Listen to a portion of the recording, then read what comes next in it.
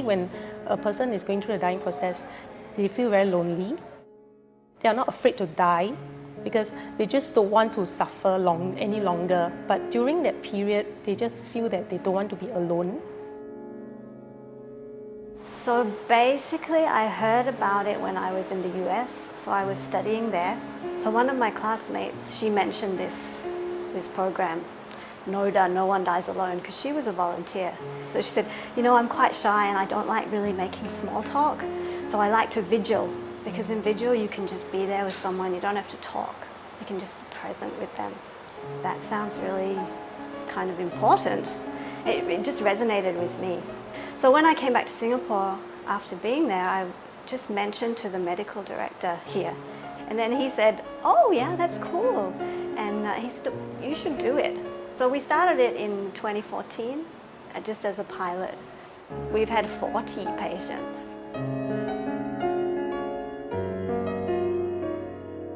We are all general volunteers in the hospice. Okay, Noda is just maybe a level higher, where you can focus on the needs of the dying patient, especially when they're actively dying.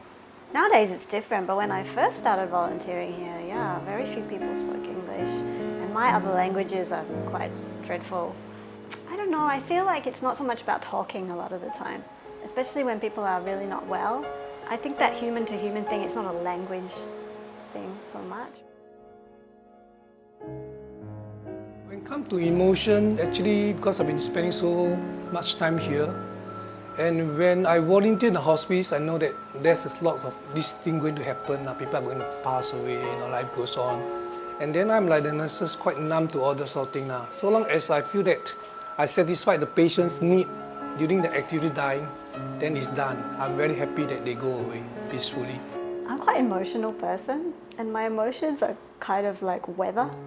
I kind of got really, really emotional at one point, and I think it was about him, but it was also about my other losses that I've had and other losses that I will have in the future.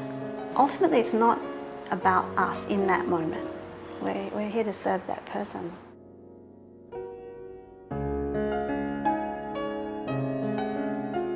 The journey with Mr. Tay is not very long, but I would say it's not very short either, because there are a few Noda patients, before we can even befriend them, we had just started the vigiling already. So Mr. Tay gave us the opportunity to befriend him for a certain period of time.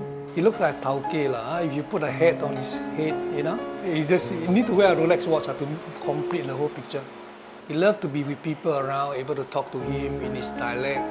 He wants to be felt that he's in a community, not alone in the bed here. He hates that. And so particularly at the start, when he could still really walk, he would be sitting out there. He looked a bit fierce, so I was a bit trepidatious. So when I went over, I was like, oh, would you like a cup of tea? And so I got him the cup of tea. I said, oh, and what's your name? So we kind of exchanged names. And then he said, yes, there's Tay for Mr. Tay. He gave us this really rich experience with him, and through him we've all become closer.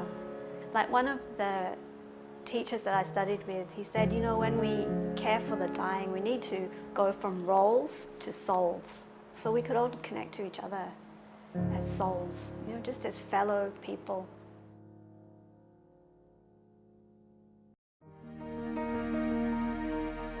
My vision is that we all do it for each other.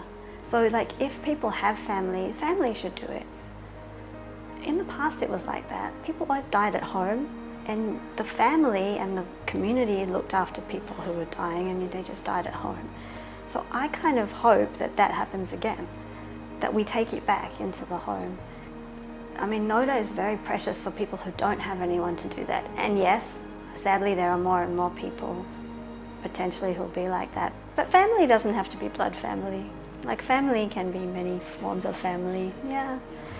And maybe that's what our volunteers eventually can help others realize. It's not like such a dreadful, horrifying thing to do, that it's quite natural.